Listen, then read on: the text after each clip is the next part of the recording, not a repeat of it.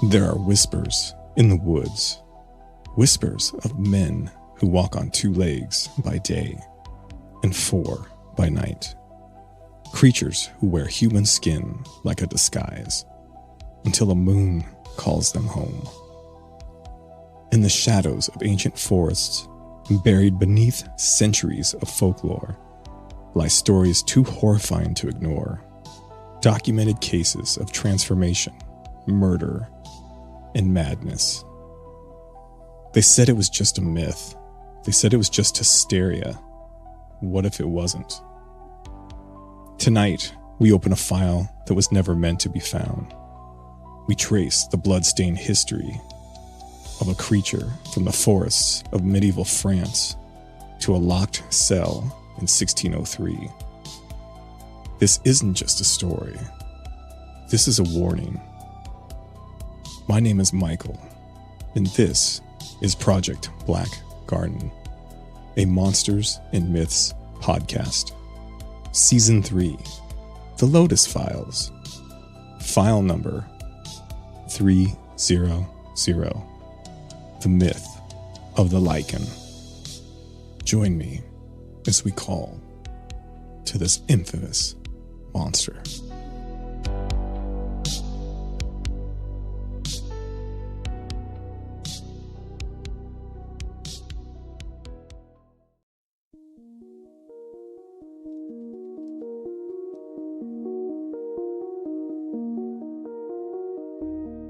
The myth in history of the Lycan, or better known as the lycanthrope, more commonly known as the werewolf, are rich, ancient, and span numerous cultures and centuries. The term lycanthrope comes from the Greek lykos, meaning wolf, or anthropos, meaning human, literally meaning wolf man. The concept dates back to Greek mythology, particularly the tale of King Lycan, who was transformed into a wolf by Zeus as punishment for serving him in human flesh. Ancient Greece, King Lycan's story became foundational to werewolf myth. This tale emphasized transformation as divine punishment. The Greek of a Scythian tribe that was said to transform into wolves once a year.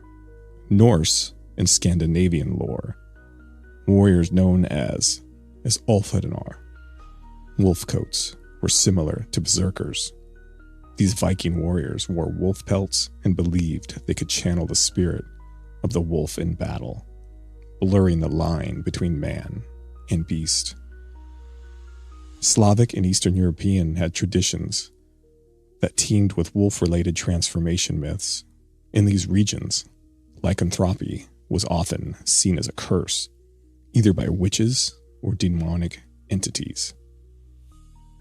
The werewolf and the vampire mythologies overlapped significantly here.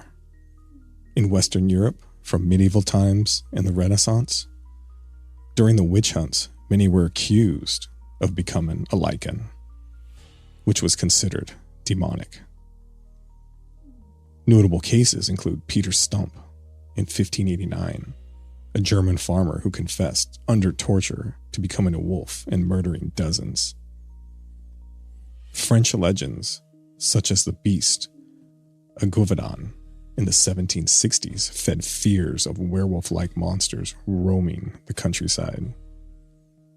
Transformation is typically triggered by a full moon, popularized in modern times. Wearing a wolf pelt, drinking water from a wolf's paw print, or from a curse or hereditary lycanthrope. Being bitten or scratched by another lycan.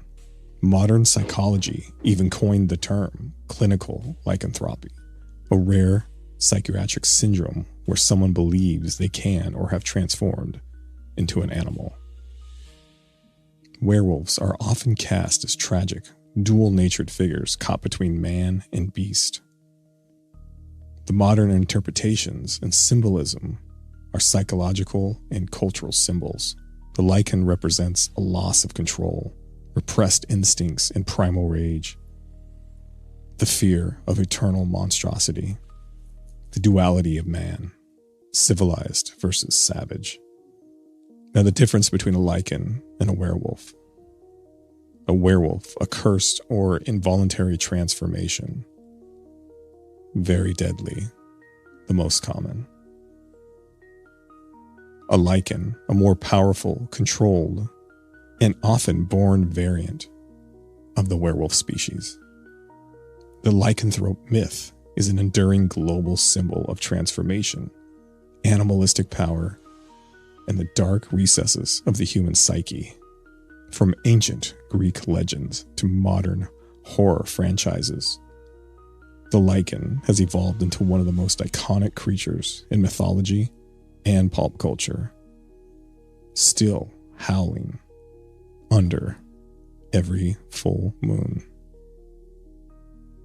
There are some famous historical accounts of lycan attacks. Peter Stump, the werewolf of Bedburg, 1589, near Cologne, Germany. Peter Stump was a German farmer accused of being a werewolf and committing gruesome murders in the late 1500s.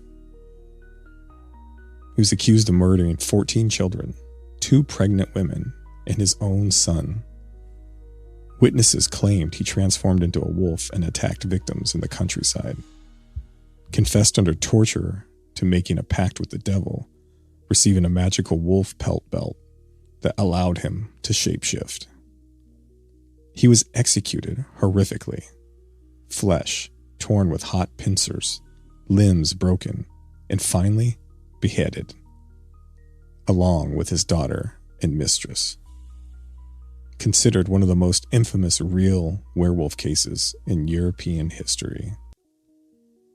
There's the Beast of Bray Road in Wisconsin, USA, 2018.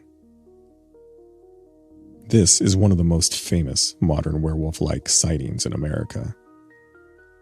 Residents around Walworth County, Wisconsin, reported seeing a tall, bipedal, wolf-like creature with glowing eyes in humanoid form along Bray Road in nearby areas. Witnesses described it as 6 to 7 feet tall, covered in hair, sometimes seen walking like a man, and other times on all fours. Sightings peaked in February of 2018, prompting local attention and even a horror documentary. While no confirmed attacks on humans are reported, some locals claimed pets went missing or were found injured in the vicinity of sightings. They're the modern dogman sightings in the Midwest USA from the 1980s to the 2000s. Across Wisconsin and Michigan, numerous eyewitnesses' accounts have described encounters with a dogman or lycan, a cryptid often associated with werewolf lore, stretching from the 1980s into the early 2000s. Witnesses reported large, upright, wolf-headed creatures crossing roads at night, stalking near farms, or standing in fields with glowing eyes. These accounts have not confirmed attacks on humans, but are consistent enough to be part of regional folklore. In the early 1970s around Defiance, Ohio, multiple reports emerged of a werewolf-like creature attacking or threatening locals. One man reported being struck with a club by the creature at night. Others claimed sightings near railroad tracks and roads, leading to a brief local investigation they entitled Werewolf Fever. No physical evidence of confirmed casualties related to a supernatural creature were ever documented, but the story persists in local lore and newspapers from the era. Verified wolf attacks are real events involving actual wild animals and documented casualties. There are also cases of clinical lycanthropy, a psychological condition where someone believes they transform into an animal, but this doesn't involve physical attacks in supernatural sense, and is a psychiatric diagnosis. After you finish listening to my great Uncle Sam's file from the Black Garden, you'll see that the lycan myth is very, very true. It has been controlled and hidden for hundreds of years. as the more popular version of a werewolf has taken the public's imagination. So, fellow gardeners, are you ready?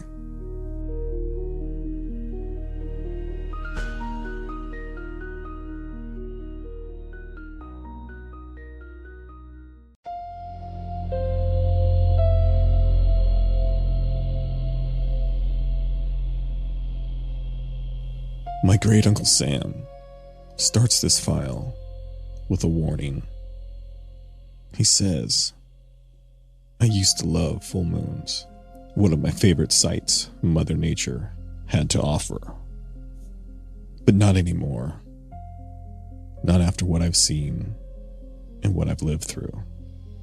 I've hunted monsters in deserts, in frozen mountain ranges, in jungles where the air itself felt alive. But the worst hunts, well, they're the ones that take place at home. Black Hollow sits right along the Canadian border. There's pine trees, snowdrifts, good people who lock their doors but don't expect evil to walk through them, especially evil that wears a badge. By the time I arrived, 3 people were already dead. Not killed, but butchered. The first was behind Miller's Hardware. Ribs cracked open like someone had peeled them apart with their hands. The second was a trucker dragged from his cab.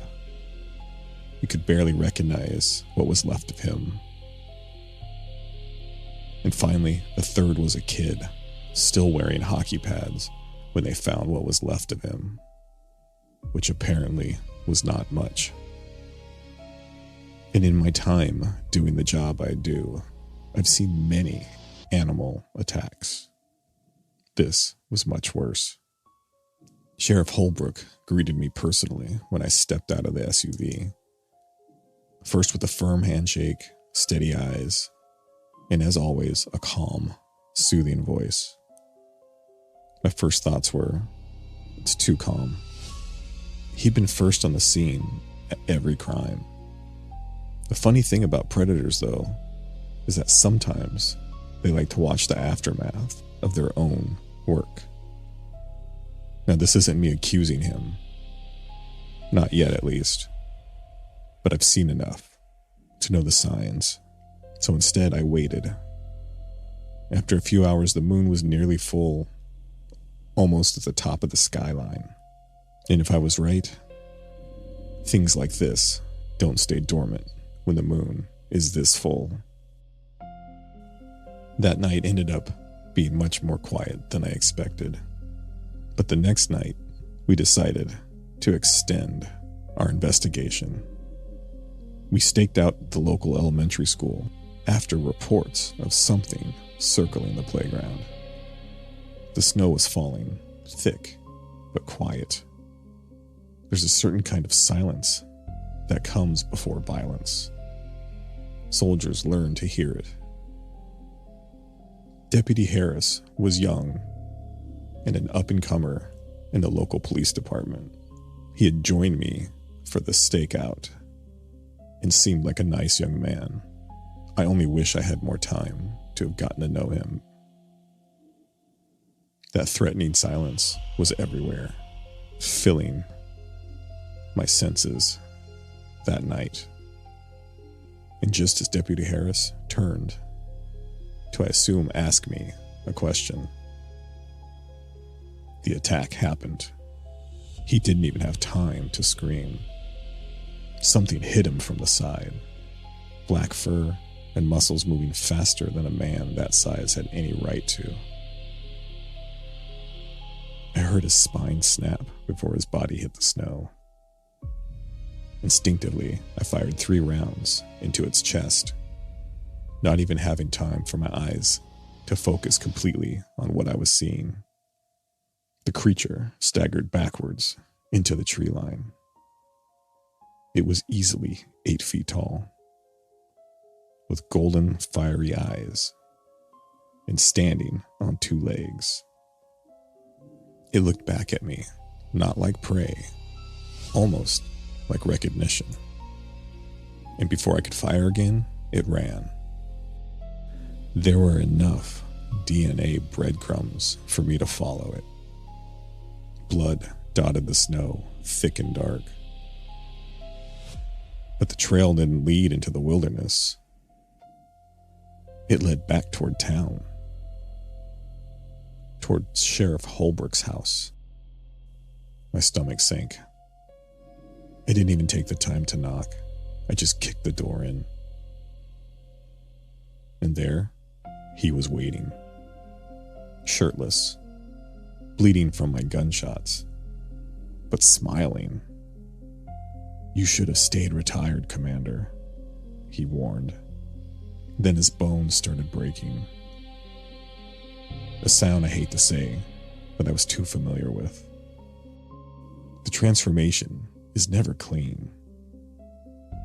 People think it's cinematic, like in the movies, but it's not. It's much more violent. His spine arched backward with a crack, his jaws split forward, teeth forced through gums, fingers elongated into claws as fur tore through skin in wet patches. He no longer screamed. He enjoyed it. Within seconds, the sheriff was gone, and the Lycan stood in his place. A final half-dozen sickening pops from his spine as it snapped into place permanently, signaled the transformation was complete. His thick fur bristled across 8 feet of muscle and bone. His uniform pants tore away as his legs bent backward at the knee. The badge on the floor caught the moonlight for a split second before a claw crushed it into the hardwood. I barely had time to roll aside before the Lycan's first attack came at me. Its clawed fist whistling just past my neck. The impact of its first strike punched through the floorboards. Not scratched, not dented, through. I scrambled with my ribs grinding in my chest. I reached for my pistol, but I was too slow. The Lycan kicked me across the room. I slammed into the kitchen counter. The granite shattered, and something in my shoulder popped loose. This seemed to please the sheriff, as he began to stalk forward, slowly now, filling with confidence. Blood from the gunshots leaked down his torso, but the wounds were beginning to knit themselves closed, his muscles reweaving before my very eyes. The Lycan snarled, "You were always a hunter." The voice was layered, man and animal fighting for dominance. "Now you get to know how it feels." He lunged forward again. I managed to grab a broken table leg and jammed it upward. The splintered wood pierced through the Lycan's side. Not deep enough to kill him, but enough to make it roar in hatred and pain. The sound shook the windows. And suddenly, it backhanded me. I flew back with my vision flashing white as I fought every instinct to pass out. My jaw clenched shut, teeth cracking in the back of my mouth. But before I could recover, the Lycan was on me, its claws pinning my arms to the floor. The messy splinters from before dug into the back of my neck, and it hauntingly lowered its jaws just inches from my face. The smell of copper and rot flooded my lungs. A smell I've dealt with before, but hated every time. But then a howl came, not from the sheriff, and not from outside, but from inside the house. Suddenly, the front wall detonated into a spray of timber and drywall as another Lycan-like creature hit the room like a missile. It didn't hesitate. It tackled the Sheriff Lycan mid-bite, sending both the beasts crashing through the staircase. Wood snapped and broke everywhere. The splintered railing twisted around their bodies as they rolled in a tangle of fur and blood. As I caught my breath, they separated and began to circle each other. And that's when I got my first look at the new intruder. Or should I say, a familiar face. Bowie, my second in command and best friend, who had succumbed to a werewolf bite during a mission years before. The government insisted we hunt him down and stop him, and I insisted that they go fuck themselves. I tried to keep tabs on my best friend after he had turned, but I found that almost impossible and gave up on him and ever saving him many years ago. Apparently, though, he had been doing the same, and thank God he had been keeping tabs on me. Bowie was larger. He had broader shoulders, one eye rimmed with an old scar from a mission long ago. But Holbrook seemed to be faster. The Sheriff Lycan darted in low, its claws slicing across Bowie's chest. His furry flesh tore open and dark blood splashed across the ceiling. But Bowie didn't retreat. Just like he used to be. He never backed down. He got the sheriff's forearm in his jaws and bit down. The bone splintered immediately. The Lycan howled and drove a knee into Bowie's ribs hard enough to cave drywall behind them. They slammed into the kitchen. Cabinets exploded, and glass rained down like shrapnel. I managed to drag myself behind an overturned island. I was coughing blood now, but watching these two apex predators dismantle a house piece by piece, only growing angrier by the second. Sheriff Lycan lunged again, this time aiming for the Bowie werewolf's throat. But Bowie twisted at the last second. The sheriff's claws ripped into his shoulders instead, and his tendons snapped audibly. Bowie roared, but not in pain, just in a new rage. The last time I've seen him in this form, he was not this strong, or this ferocious. In the years he's been lost to me, he has fully succumbed to his curse.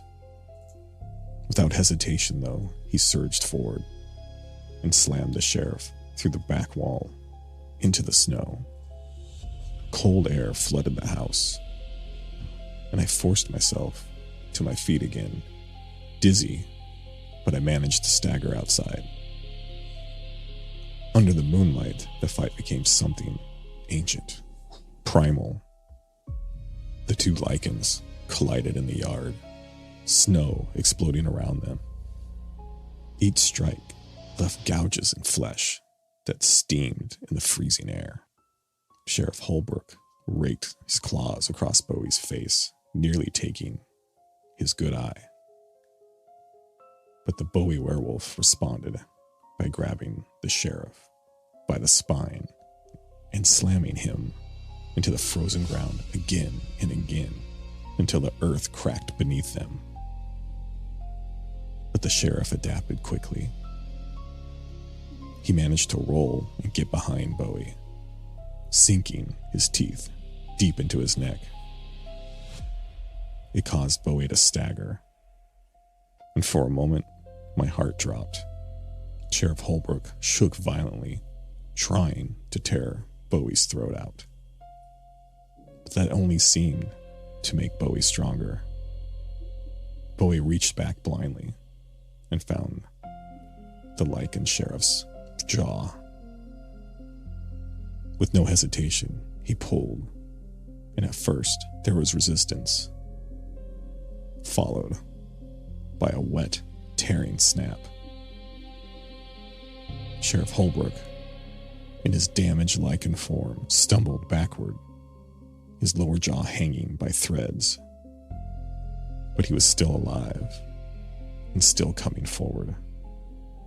Even mutilated, the Sheriff Lycan charged again, with pure feral instinct overriding the necessity for survival. But my old friend and now werewolf Bowie met him head on. This time, there was no finesse, no strategy, just beastly brutality. They locked together, claws punching through ribs, teeth snapping inches from eyes. The snow turned black beneath them. Amazingly, the sheriff drove Bowie backward towards me, toward the house again. It was obvious he was pushing him toward a broken length of exposed rebar from one of the collapsed walls. I saw that immediately, and Bowie apparently saw it too. With one final unbelievable surge of strength, the Bowie werewolf shifted his weight and forced Sheriff Holbrook sideways, impaling him through the chest on the twisted mass of steel. The Sheriff Lycan convulsed, his claws scraping against Bowie's shoulders, digging deep grooves. But Bowie refused to let go. He stepped closer, leaning in, even closer still. A moment later, Sheriff Holbrook could no longer defend himself. Bowie clamped onto his throat, teeth sinking into flesh, and in one motion, ripped it free. The moment was followed by silence that fell heavy over Black Hollow. The sheriff's body twitched once, then twice, and suddenly began to shrink, bones reversing, fur receding, leaving a ruined human corpse hanging on steel. My old friend Bowie, in Lycan form, stood there, chest heaving, covered in blood that wasn't all his. The moon caught his silver eyes, and he turned towards me. Recognition seemed to flicker across his face again. But so did the Lycan hunger. His lips peeled back, and his breathing shifted. I could tell the beast was rising again. I was in trouble. But I didn't move, and I didn't reach for a weapon. I just held my old friend's gaze. And when I found the strength, I said, "Stand down, soldier." My voice was raspy and cracked, but I added, "Please, old friend." And for 3 unbearable seconds that felt like an hour, it could have gone either way.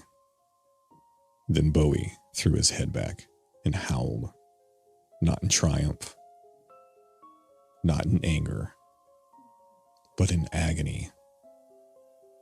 It broke my heart. He never looked back at me and bolted into the tree line before instinct could claim me completely. The force swallowed him up in a matter of seconds, leaving only the moonlight, the dead sheriff, and black snow everywhere. I was bleeding, but alive. All thanks to my old friend Bowie. I let out a long sigh and made my way back to the house to call for backup, knowing this ancient Lycan war was far from over.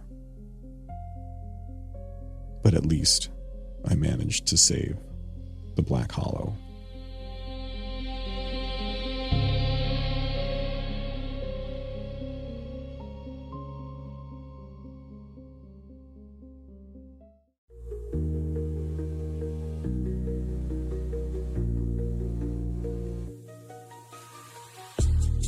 All right, gardeners, I just wanted to take a moment as we finish up season 3 to thank each and every one of you that has taken the time to listen and support this channel. When I started this journey, I didn't know where it would lead or how many of these files I could share. But with your support and kindness and the stories and experiences you have shared with me, I know there's many more seasons left in me. I haven't even put a dent the amount of files I have in front of me. And that is why I will return. I don't know how long it'll be in between seasons, but I will be back with new creatures, new mysteries, and maybe a few surprises.